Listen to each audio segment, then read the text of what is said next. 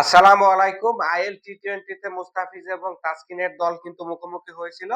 যেখানে দিল্লি ক্যাপিটালস কিন্তু বড় ব্যবধানে হারিয়ে দিয়েছে শারজাহ ওয়ারিয়র্সকে এবং পয়েন্ট টেবিল ২ নম্বরে উঠেছে মুস্তাফিজুর রহমান। যদিও তাসকিন আহমেদও কিন্তু অসাধারণ বল করেছে, ৩ উইকেট তুলে নেন। মুস্তাফিজুর রহমানও কিন্তু উজ্জ্বল ছিলেন। দারুণ ইকোনমিক্যাল বল করেন। ২ টা গুরুত্বপূর্ণ উইকেট তুলে নেন। মুস্তাফিজের দল কিন্তু ২য় স্থানে চলে গেল। এখানে হচ্ছে প্লে অফের রেসে অনেকটাই এগিয়ে গেল। ৬ ম্যাচ থেকে কিন্তু তাদের পয়েন্ট এখানে হচ্ছে আ সমান ৬। এখন আরো ৪ ম্যাচ বাকি রয়েছে। ৪ ম্যাচের মধ্যে ৩ টা ম্যাচ জিতলে কিন্তু তারা হয়তোবা প্লে অফটা কনফার্ম করবে। তাসকিনেরও দলের সম্ভাবনা রয়েছে। যদিও তাদের পয়েন্ট কিন্তু ৪। এখানে তাদের আরো ৪ টা ম্যাচ বাকি রয়েছে। মুস্তাফিজের ম্যাচ বাকি রয়েছে ৩ টা। শুধুমাত্র এখানে হচ্ছে ডিজার্ট ভাইপারের ১২ পয়েন্ট রয়েছে। তারা কিন্তু কোয়ালিফাই কনফার্ম করেছে। বাকি দলগুলো কিন্তু এখনো রেসে টিকে রয়েছে। গতকালকে তাসকিন আহমেদ ৪০ রানে ৩ উইকেট পেয়েছেন এবং মুস্তাফিজুর রহমান কিন্তু ২ টা উইকেট পেয়ে ওই হাইয়েস্ট উইকেট টেকার তালিকায় ৪ নম্বরে উঠে গেছেন।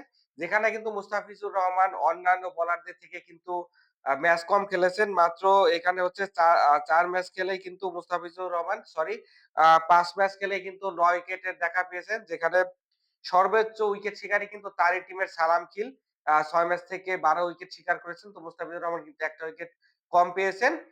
মুস্তাফিজুর রহমান কেকেআর এর দল পর থেকে দারুণ কিন্তু ছন্দে রয়েছেন। আগের দিনেও ৩ টা উইকেট তিনি পেয়েছিলেন। যদিও ওই ম্যাচে কিন্তু ৫ টা উইকেট তার হয়ে যেতে পারত যদি না লাস্ট ওভারে ৩ টা ক্যাচ ড্রপ না করতেন তার সতীর্থরা। তারপরেও কিন্তু মুস্তাফিজুর রহমান ওই ম্যাচে ট্রিমেন্ডাস বোলিং করেছিলেন।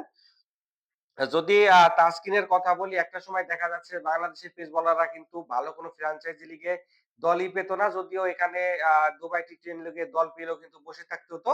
সেখানে কিন্তু তাসকিন মুস্তাফিজ কিন্তু দারুণ পারফর্ম করে যাচ্ছে একে বিদেশি লিগগুলোতে। তাসকিন কিন্তু এখানে হচ্ছে জর্ডান কক্সের গুরুত্বপূর্ণ উইকেট তুলে নেন। পাশাপাশি সিদ্দিকুল্লাহ আতাল এবং একই সাথে সানাকা ৩ টা ইম্পোর্টেন্ট উইকেট তুলে নিয়েছে গতকালকে।